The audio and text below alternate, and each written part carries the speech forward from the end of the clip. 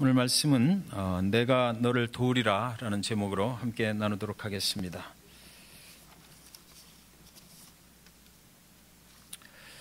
한 사람이 이른 새벽 호수에서 수영을 하고 있었습니다. 이른 새벽에 호수에 나가니까 얼마나 좋았겠습니까? 맑은 공기 그리고 깨끗한 물속에 몸을 던지고 이리저리 수영을 하는 것입니다. 신선한 그 새벽 공기 속에서 맑은 호수를 헤엄치는 기분 상상을 한번 해보시기 바랍니다. 그런데 호수를 한 100m 정도 이렇게 안으로 헤엄쳐 나갔을 때 새벽 짙은 안개가 그 옆에 있는 높은 산으로부터 몰려오기 시작했습니다. 호수를 완전하게 삽시간에 그 짙은 안개가 덮쳐버리는 것입니다. 갑자기 앞이 보이지를 않게 됐어요. 오른쪽으로 헤엄을 쳐봐도 왼쪽으로 헤엄을 쳐봐도 내가 온 곳이 어디 있는지를 이제 분간할 수가 없게 된 것입니다. 시간이 지날수록 공포가 그를 엄습해 옵니다. 드디어 자신의 심장의 박동에 무리가 왔다는 것을 느낄 수가 있었어요. 그렇게 물속에서 오랜 시간 방황하다가 어디선가 사람 소리가 희미하게 들려오는 것입니다. 됐다. 그리고 이제 그 사람 소리가 희미하게 들려오는 그 소리를 향해서 헤엄을 쳐 나가게 된 것이에요. 죽을 힘을 다해서 소리가 들리는 곳을 향해서 헤엄을 쳤습니다. 그리고 드디어 그가 살아날 수가 있게 됐어요. 인생의 안개가 갑자기 덮쳐오면 우리는 하나님의 소리를 들어야만 합니다. 그래야 살아날 수가 있어요. 저와 여러분의 인생 외에도 갑자기 우리의 생존을 위협하는 그런 안개가 찾아올 때가 있다고 하는 것이죠. 두렵고 떨리는 그 위기를 맞이할 때가 있다는 것입니다. 내가 원하지 않았던 그 위기가 우리를 덮쳐올 때 우리는 과연 어떻게 하면 거기서 생존해낼 수 있는 것인가? 헤엄치는 호수는 굉장히 아름답게 보이지만 안개가 덮인 호수에서 방황하는 사람은 두렵고 떨리게 마련입니다. 미래가 보장되지 않는 것입니다. 나의 생명이 보호받을 길이 없다라는 그런 두려움 속에 빠지게 되는 것이에요. 이렇게 인생의 안개가 갑자기 우리에게 덮쳐왔을 때 우리는 살 수 있는 방법이 한 가지 있는데 하나님의 소리를 들어야 살 수 있다는 것입니다. 1997년 새벽에 그 악천후를 뚫고 서울의 김포공항을 출발해서 대한항공 801편이 괌으로 날아갔습니다. 그래서 공항에 도착을 하기 직전에 그 기후가 너무 안 좋았던 그런 중에 착륙을 시도를 했던 것이에요. 활주로가 이 기장의 눈에 들어오질 않는 것입니다. 옆에 기관장하고 부기장하고 기관사가 앉아 있는데 그들에게도 역시 활주로가 어딘지 분간할 수가 없게 됐어요. 몇 초 동안 부기장과 기관사가 기장에게 이렇게 말을 하는 것입니다. 활주로가 안 보이니까 일단 다시 올라갑시다. 근데 기장은 자기 권위 때문에 그것을 받아들이기가 힘들었다고 그래요. 그래서 그냥 한번 시도해 봅시다. 다시 부기장이 활주로가 보이지 않으니까 올라갑시다. 이렇게 또 말했어요. 기장은 그래도 다시 착륙을 시도합시다 하는 겁니다. 부기장과 기관사가 다시 한번 또 말했습니다. 활주로가 보이지를 않는데 어떻게 착륙을 합니까? 올라갑시다. 제발 올라갑시다. 그때야 비로소 기장이 이제 그들의 말을 듣기로 하고 기체 상승 명령을 내렸던 것입니다. 그런데 시간이 이미 늦어버렸어요. 비행기는 니미츠 힐 밀림주대에 그대로 추락하고 말았던 것이죠. 여러분들 인터넷에 이 사건을 찾아보시면 이 사건이 지금 부기장과 기장 사이에 했던 내용들이 그 말이 그대로 기록이 다 되어 있습니다. 그날 그 비행기에 탔던 인원이 254명, 그곳에 추락하고 나서 228명이 다 목숨을 잃어야만 했던 것입니다. 소통의 부재라고 하는 것이죠. 이 사건의 원인은 소통의 부재입니다. 기장과 부기장 사이에 말이 통하지 않았던 거예요. 서로 인정하려고 하지 않았던 그 기장의 그 실수 때문이었습니다. 착륙할 공항에 활주로가 보이지 않으면 여러분 당연히 다시 올라가야만 합니다. 인생을 살다가 앞이 보이지를 않을 때, 내가 착륙해야 될 인생의 자리가 보이질 않을 때는 여러분 하나님 앞으로 올라가야만 살 수가 있는 것이에요. 하나님의 선택받은 이스라엘 백성들이 하나님을 배반하고 우상을 섬겼거든요. 하나님은 바벨론이라는 나라를 사용해서 이스라엘을 공격하게 해버립니다.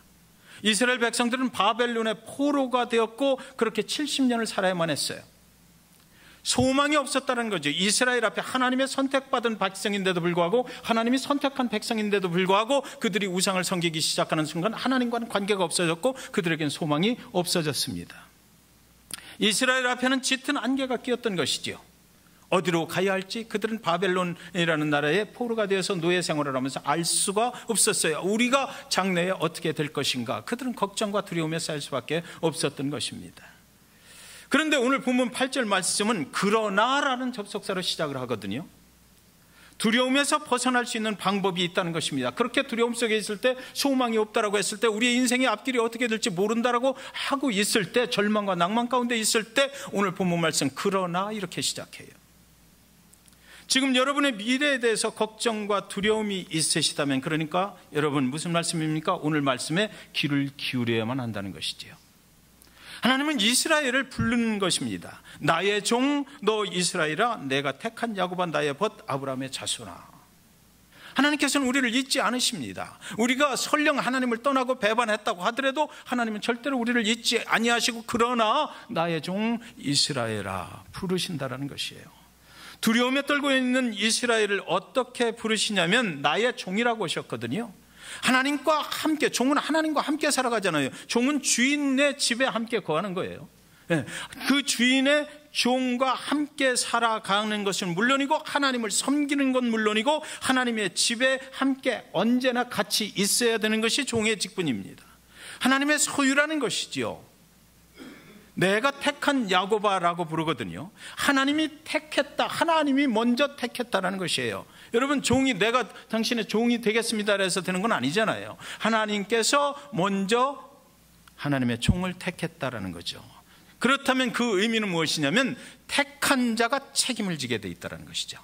내가 택했다라는 의미 속에는 내가 택했으니까 내가 내 인생을 책임지겠다는 것입니다. 나와 함께 살고 내가 시키는 대로 하고, 그리고 나를 섬겨라, 내가 내 인생을 책임지겠다는 것이에요.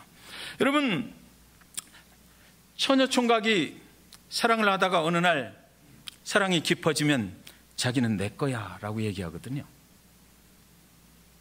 결혼을 하고 그 다음부터 무슨 일이 일어나요? 자기는 내 거야 라고 했으니까 그때부터 책임을 지는 것입니다. 먹여줘야 되는 거죠. 평생 입혀줘야 되는 거고, 다 그 인생에 책임을 져야 되는 거예요. 책임질 수 없다면 그런 말을 해서는 안 되는 거죠. 네. 오늘날 많은 사람들이 자기는 내 거야 그렇게 그 말한 것을 평생 후회하며 사시는 분도 있을 겁니다. 네. 왜 내가 그때 그런 말을 해가지고 이 고생을 하고 사나? 네. 그러나 하나님은 절대로 후회하지 않으시는 하나님이시다는 거예요. 하나님께서는 한번 내가 책임질게 했으면 끝까지 영원한 천국에 이를 때까지 하나님께서 책임져 주신다. 사람은 변하지만 하나님은 그 약속을 변화시키는 분이 아니다라는 것입니다.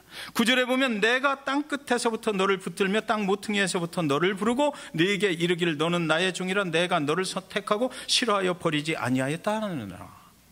여기 오늘 8절부터 13절까지 보면은요, 여러분 이 그 관계를 형성하는 나 또는 너를 나의 내가 이런 말들이 무수히 많이 나와요. 하나님께서 이사야 선지자를 통해서 이스라엘 백성들에게 하는 말씀이거든. 그러니까 이 본문 자체의 중심 핵심되는 단어가 뭐냐고 할 때는 관계라는 것입니다. 하나님과의 관계, 그 관계 안에 들어와 있으면 하나님의 뜻대로 하나님께서 책임져 주신다라, 그것을 말하고자 하는 거예요. 하나님과의 관계가 개인적으로 하나님의 종이 되고 하나님이 택한 사람이 됐을 때 하나님이 절대로 그것을 외면하지 아니하시고 끝까지 책임져 주신다는 거죠. 땅끝에 가서라도 붙들어 주신다. 우리가 어디 가서 안 보일 것 같지만 하나님 끝까지 나를 찾아오신다는 거예요. 땅 모퉁이에서도 나를 부르신다. 내가 어딜 가든지 어떤 상황 가운데 있든지 너는 내가 택한 나의 종이라고 끝까지 찾아오신다는 것입니다. 여러분, 하나님이 우리를 외면하실 수가 있어요? 없다라는 것이에요. 예수 그리스도를 통해서 하나님의 백성이 된 자는 끝까지 하나님께서 책임져 주신다, 찾아오신다라는 것입니다. 우리가 숨어 있어도 하나님은 알고 계시다라는 거죠. 그런데 여기 보면 제가 오늘 본문 말씀 중에서 저에게 가장 위로가 되는 말씀이 거기 딱 있더라고요. 내가 너를 택하고 싫어하여 버리지 아니하였다 하였노라. 네. 여러분, 인간은 좋을 때 좋지만 싫으면 버립니다. 그렇죠? 여러분들 어그리 하십니까? 인간의 관계라고 하는 것은 나하고 서로 유익이 되고 좋을 때는 좋아요. 그러나 싫어지면 버리게 돼 있어요. 12살 된 남자아이가 극도의 분노와 우울증으로 자기 아버지를 총으로 쏴서 죽여버렸습니다. 아버지는 사랑하는 어린 아들이 쏜 총을 맞고 응급실로 옮겨졌지만 곧 숨을 거두고 말았다고 그래요. 경찰이 아이에게 왜 그랬느냐고 물었습니다. 12살 소년은 아버지가 미워서 그랬다고 그랬어요. 미우면 죽이는 겁니까? 아버지가 자꾸만 공부를 하라고 자기를 너무나 푸시를 해서 아버지가 더 이상 좋은 사람이 아니다라고 생각해서 싫어서 아버지를 쏘았다는 것입니다. 아버지가 싫어서 쏘았다는 거예요. 그 소년은 이제 소년원에 이제 가게 됐죠. 그리고 소년원에서 감옥살이를 하는 동안에 어느 날 교도관이 복도를 걸어가다가 이 소년의 방에서 이상한 소리가 나서 발걸음을 멈췄다고 그래요. 방 안에서 아이의 흐느끼는 소리가 들려옵니다. 아빠, 아빠, 아빠. 아빠가 필요해요. 아빠가 필요해요. 정말 아빠가 있었으면 좋겠어요. 인간은 싫어지면 버려버리죠. 사랑관계는 그런 것이에요.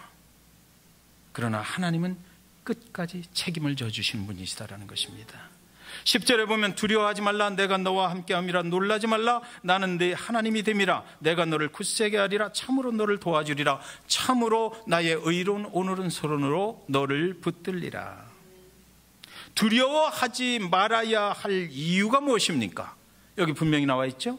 하나님이 나와 함께 하시기 때문에 두려워하지 말라라는 것이에요. 놀라지 말아야 할 이유가 무엇입니까? 하나님이 말씀하시죠. 지금 하나님이 나의 하나님이 되어주시기 때문이라는 것입니다. 그러니까 하나님과의 관계 속에서 내가 하나님께 기도할 때 나의 하나님이라고 부르는 하나님의 백성이라면 두려워하거나 놀라워할 필요가 없다는 것입니다. 인생길 살다가 너무나 어려운 일을 만났어도 두려워하지 말라. 갑자기 어떤 위기 속에 들어갔어도 절대로 놀랄 것 없다. 왜? 하나님이 함께 하시고 하나님이 나를 지켜주시는 분이시기 때문에 그렇다라는 것이에요. 그런데 여러분, 여기 아주 중요한 사실을 우리는 알아야만 합니다. 오해하지 마십시오. 우리가 당신은 나의 하나님이십니다라고 고백한다고 해서 두려움이 사라지는 것은 아니에요. 사실은 내가 하나님을 사랑합니다라고 고백한다고 해서 두려움이 완전하게 사라지는 것은 절대로 아닙니다. 하나님이 나와 함께 하셔야 그 두려움이 사라져요. 제가 무슨 말씀을 드리는지 아시겠습니까? 내가 아무리 내가 하나님을 사랑합니다, 당신은 나의 하나님이 되십니다라고 고백한들 그 두려움이 그대로 있다는 것입니다. 사라지지 않는다는 것이에요. 그 두려움을 없애주실 수 있는 주체가 되시는 하나님께서 내가 너를 보고 내가 너를 사랑한다, 내가 너와 함께한다, 내가 너를 보호한다, 내가 너를 지키리니까 두려워하지 말라라고 말씀하셔야 그 두려움이 사라진다는 것이에요. 내가 아무리 하나님을 사랑한다고 고백을 해도 하나님 보실 때 내가 너를 사랑한다 그런 하나님의 그 입장에서 고백이 없으면 그것은 아니다라는 것입니다. 그러니까 지금 하나님이 함께 하신다라고 약속되어 있을 때 그 두려움이 보장이 없어지는 것이 보장이 되는 것입니다. 지금 하나님이 나의 하나님이 되어주신다라고 말씀을 하셔야만 돼요. 그러니까 기도할 때 여러분 기도하시고 그냥 곧장 막 뛰어나가시면 안 돼요. 내가 주님을 사랑합니다라고 고백했으면 주님께서도 나의 기도를 들으시고 그래 나도 너를 사랑한다라는 응답이 있을 때까지 기다리셔야 되는 거예요. 그냥 막 내 얘기만 막 해놓고 그냥 나가버리시면 주님이 그 말씀을 하실 시간이 없는 거예요. 주님께서도 나를 사랑하시는가? 분명히 확인을 하셔야 되는 거죠. 내가 인생에 어려움이 닥쳤어. 정말로 나는 이 위기를 어떻게 헤쳐나가야 될지 정말 모르는 가운데 하나님 아버지 앞에 엎드려서 기도하고 찬양드려 나의 고백을 드립니다. 주님 사랑합니다. 주님 나를 보호해 주세요라고 기도했을 때 주님께서도 나의 기도를 들으시고 잠시 후에 뭐라고 말씀하셔? 성령을 통해서 그래 내가 너를 안다, 내가 너를 도와주리라 말씀하시는 거죠. 그 소리를 들어야 되는 거예요. 주님의 말씀은 한 번 말씀하시면 영원한 말씀이 되는 것이지요. 그분이 한 번 말씀하시는 건 변함이 없어요. 그분은 언제나 우리의 기도에 응답하시고 우리를 보호하시는 그런 분이시기 때문에 그래요. 그분은 약속을 우리 인간들처럼 변화시키시는 그런 분이 아니시다라는 것입니다. 그렇기 때문에 하나님의 말씀과 하나님의 약속은 불변하다라는 거, 그렇기 때문에 우리는 그분이 말씀하시면 그 말씀을 믿을 수밖에 없는 거죠. 그분이, 오해하지 마세요, 그분이 나를 사랑한다라고 추측하지 마십시오. 그분이 정말 나를 사랑할 수 있는가를 확인해 보셔야 되는 거예요. 여러분, 많은 목사님들이 그렇게 말씀하시더라고요. 이 말씀을 믿을 때 그렇게 된다고 말씀하시거든요. 여러분, 복음에 대해서 제가 설명을 드리겠습니다. 이 말씀을 믿을 때 그렇게 된다고 말씀을 하시면, 그렇다면 믿지 못하면 항상 두려움에 살아야 합니까? 믿지 못하면 불안하게 살아야 되는 거예요? 믿음이 연약하지 않은 항상 두렵고 불안하게 살아야만 되는 거예요? 하나님이 원하시는 뜻이 그겁니까? 여러분이 믿음이 연약하고 여러분이 믿음 생활하다가 잠시 동안 실수하고 하나님을 멀리 떠났을 때 하나님께서 외면해버리고 하나님께서 두렵고 불안한 가운데로 밀어넣으십니까? 그렇다면 그 하나님을 왜 믿습니까? 복음은 그런 것은 아니죠. 하나님은 지금 하나님을 배반하고요, 우상을 섬기던 하나님이 택한 백성 이스라엘이 하나님의 징계를 받아 바벨론에 끌려가서 노예로 70년을 살고 이제 하나님의 도우심으로 돌아오게 될 것을 예언하시는 말씀 중에 지금 이렇게 말씀하시는 거거든요. 두려워하지 말라, 놀라지 말라, 내가 책임질 것이다 라는 거예요. 그러니까 이스라엘 백성들은 지금 하나님을 배반하고 떠났어요. 그렇죠? 하나님의 징계 가운데 있는 거예요. 그렇다면 이스라엘 백성이 저와 여러분 아닙니까? 하나님의 백성이거든요. 그러니까 우리가 설령 하나님을 믿다가 좀 실수하고 그럴 때라도 하나님은 결코 우리를 떠나시지는 않는다는 것입니다. 우리를 징계해서라도 다시 돌아오게 하시는 하나님이시지 하나님께서 영원히 우리를 떠나시지는 않는다. 그 말씀이 바로 저 말씀인 거예요. 우리가 죄악 가운데 있을지라도 두려워하지 말라, 내가 너와 함께라. 우리가 하나님을 의지하지 못하고 신뢰하지 못하고 살아가서 인생의 위기를 만났을 때라도 두려워하거나 놀라지 말라라는 것입니다. 내가 너를 끝까지 붙잡아 주리라. 왜? 그 이전에 내가 예수 그리스도를 통해서 하나님을 믿을 때 이미 그것은 개런티 된 거기 때문에 그렇다라는 거예요. 예수 그리스도를 믿는다는 것은 그런 의미가 있는 거죠. 하나님은 우리의 죄악을 아셔요. 하나님은 우리의 믿음 없음도 아십니다. 하나님은 우리가 죽을 수밖에 없고 멸망으로 갈 수밖에 없는 연약한 죄인이라는 것을 다 알고 계시거든요. 그렇기 때문에 당신의 아들 예수 그리스도를 보내주신 거 아니겠어요?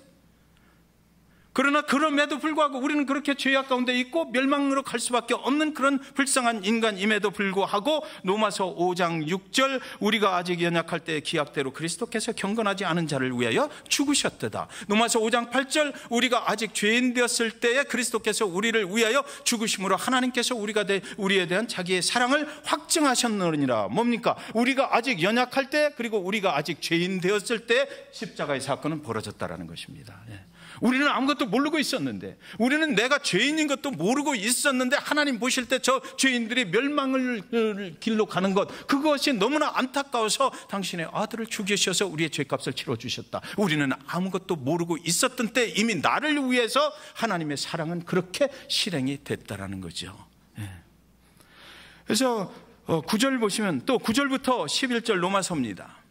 보시면, 그러면 이제 우리가 그의 피로 말미암아 의롭다 하심을 받았으니 더욱 그로 말미암아 진노하심에서 구원을 받을 것이니 곧 우리가 원수 되었을 때 그의 아들의 죽으심으로 말미암아 하나님과 화목하게 되었은즉 화목하게 된 자로서는 더욱 그의 살아나심으로 말미암아 구원을 받을 것이니라. 그뿐 아니라 이제 우리로 화목하게 하신 우리 주 예수 그리스도로 말미암아 하나님 안에서 또한 즐거워하느니라. 이제 우리가 그의 피로 말미암아 의롭다 하심을 받았다. 우리가 죄인 되었을 때에, 우리는 알지도 못하고 있을 때 이미 하나님께서는 김환규를 아셨다라는 것입니다. 내가 너를 살릴게.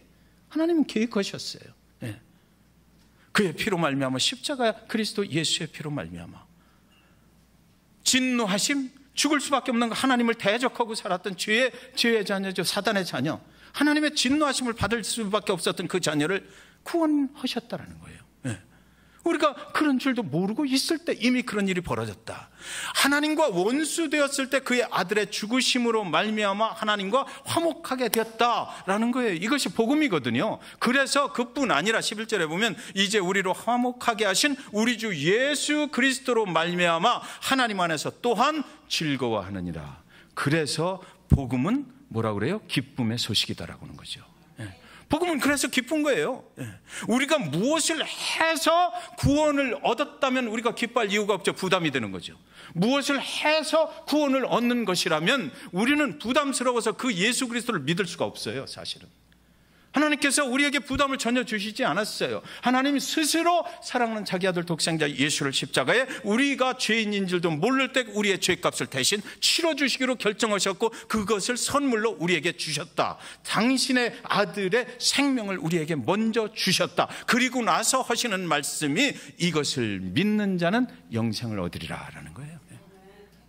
우리는 그냥 거저 받은 선물이다라고 얘기하잖아요. 그래서 그것이 복음인 것입니다. 그래서 복음은 기쁜 소식이고 복음 안에 있는 자들은 언제나 즐거워할 수밖에 없다. 왜? 그 은혜를 알기 때문에 그런 것이에요. 우리가 죄인 되었을 때 이미 우리를 향하신 하나님의 사랑은 확정됐다라는 거죠. 이미 그 전에 확정되었다. 우리가 믿어야 하는 것은요, 그래서 하나님이 나를 위하여 당신의 사랑하는 아들 예수를 십자가에 제물되게 하셨다라는 것, 그것을 믿는 거예요. 내가 무엇을 잘하면 하나님께서 나에게 축복을 주신다라는 것은 믿는 것이 아닙니다. 그건 잘못된 신앙이죠. 기복신앙이라고 하잖아요.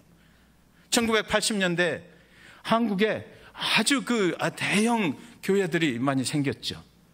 그때 당시에 땅 투기도 많이 일어나고 떼부자들이 막 생기고 할 때 한국의 대형 교회들이 그때 생긴 거예요. 그때 그 대형 교회들의 역사를 보면 그때 설교의 주 핵심이 뭐였었냐면 기복신앙이에요. 하나님께 드리면 복 받는다. 여러분, 제가 땅 투기를 했는데 갑자기 몇 배로 불어났어. 그래서 그 돈이 엄청나요. 그런데 내가 가만히 있으니까 주변 사람들이 나를 보고 얘기하는 거야.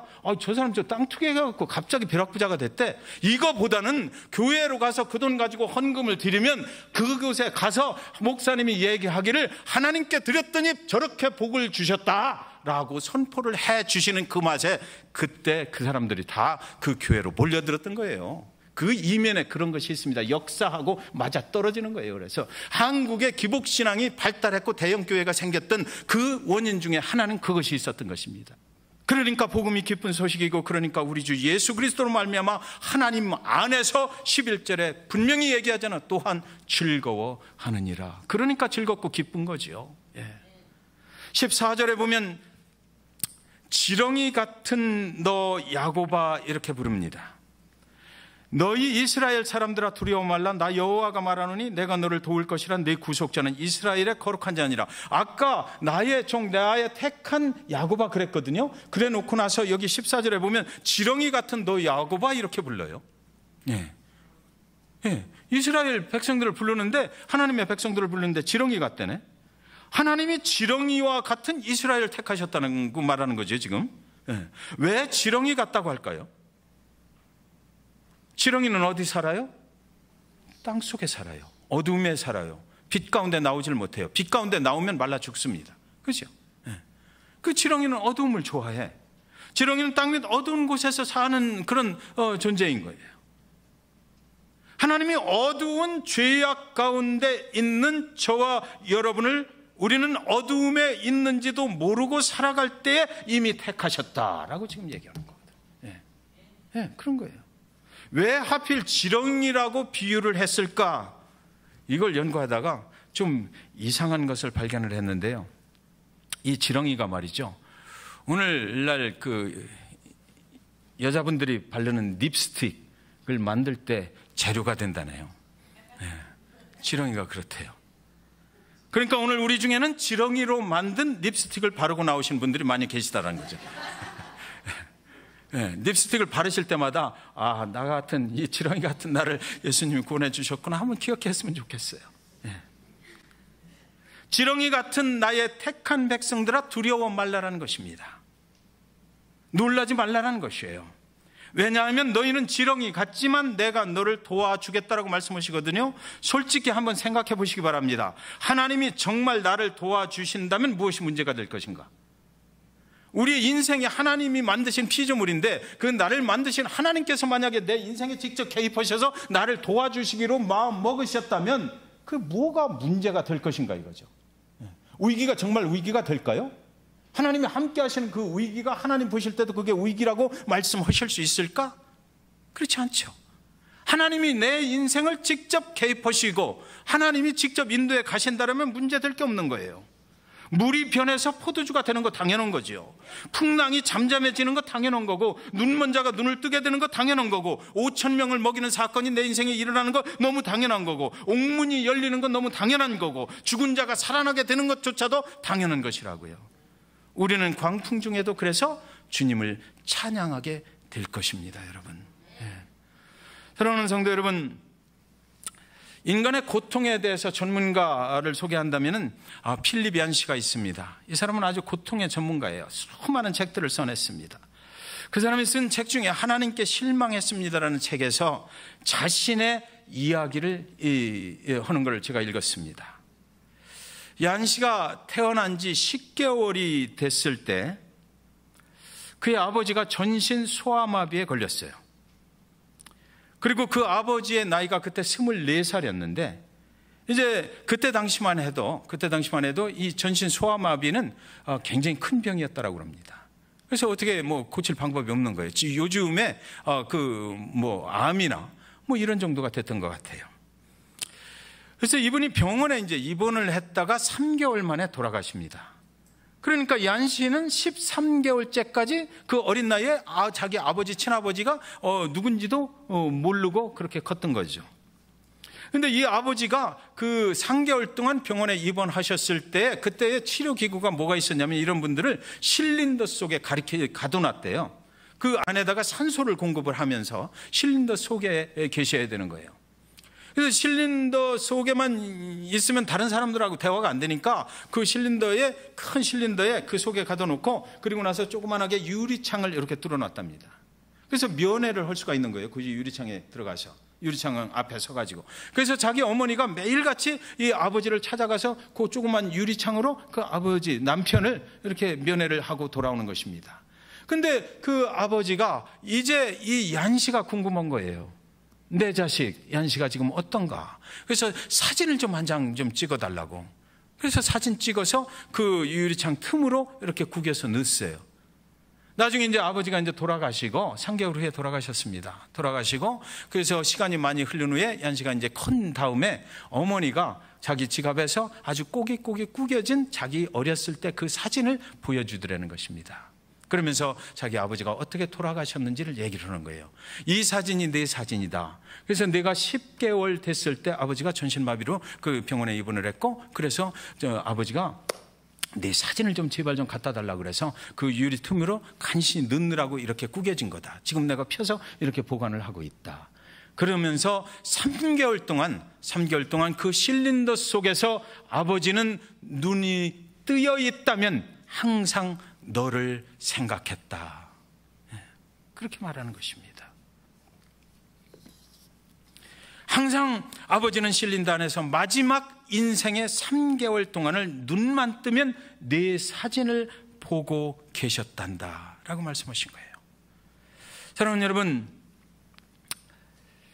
제2차 세계대전에서 600만 명의 유대인들이 그 아우슈비츠 그 수용소에서 죽었죠. 수용소 안에 갇혀있던 유대인들은 그 순간 하나님을 원망해야만 마땅한 것입니다. 그렇죠? 왜 우리가 이런 꼴을 당해야 되나? 하나님을 믿는 하나님의 백성들이 왜 이런 일을 당해야만 되나? 당연한 것은 그들이 하나님을 원망하고 죽었어야 돼요.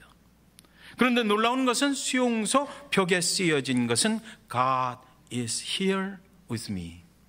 하나님은 나와 함께 여기 계십니다 라고 그 벽에 나중에 들어가 보니까 그렇게 쓰여 있더래요. 사랑하는 성도 여러분의 인생에 안개가 끼어서 앞이 보이지 않을 때에 오늘 이 본문 말씀을 꼭 기억했으면 좋겠습니다. 두려워 말라, 놀라지 말라. 내가 너와 함께하리라. 내가 너를 도우리라. 참 나의 의로운 손으로 너를 붙잡아 주리라 하는 거예요. 사랑하는 여러분의 가정에 안개가 끼어서 앞이 보이지 않을 때 오늘 이 말씀을 꼭 좀 기억했으면 좋겠어요. 경기가 안 좋죠. 여러 가지 상황이 돌아가는 것이 우리의 장래가 보장되지 않은 것 같아요. 그러나 스틸 하나님께서는 우리에게 말씀하십니다. 저와 여러분에게 말씀하셔요. 두려워하지 말라.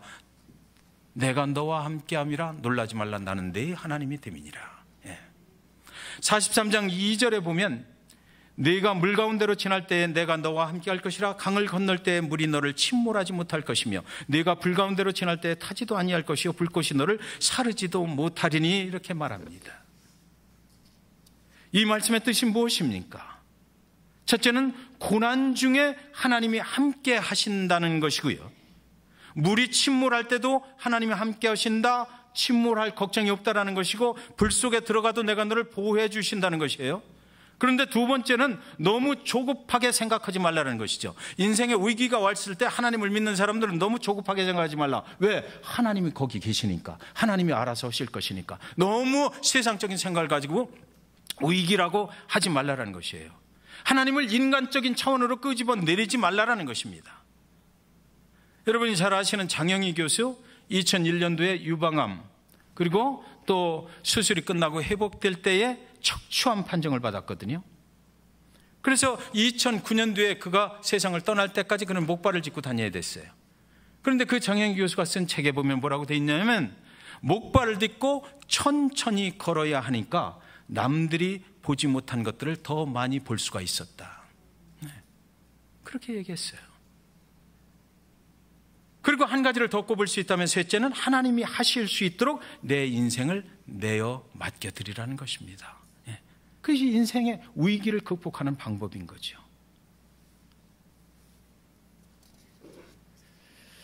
오늘 본문 말씀은 어떤 상황 속에서도 하나님이 함께 하시겠다는 약속입니다.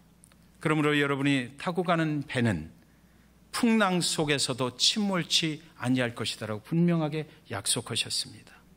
다니엘의 세 친구처럼 여러분을 불 속에서도 상치 않게 보호해 주신다고 분명하게 약속하셨습니다. 그것이 여러분을 향하신 하나님의 약속입니다. 하나님은 왜 그렇게 하실까요? 하나님은 왜 그렇게 하실까요?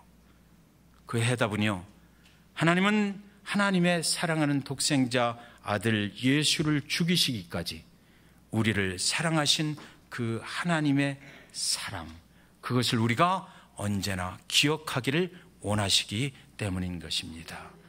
기도하겠습니다.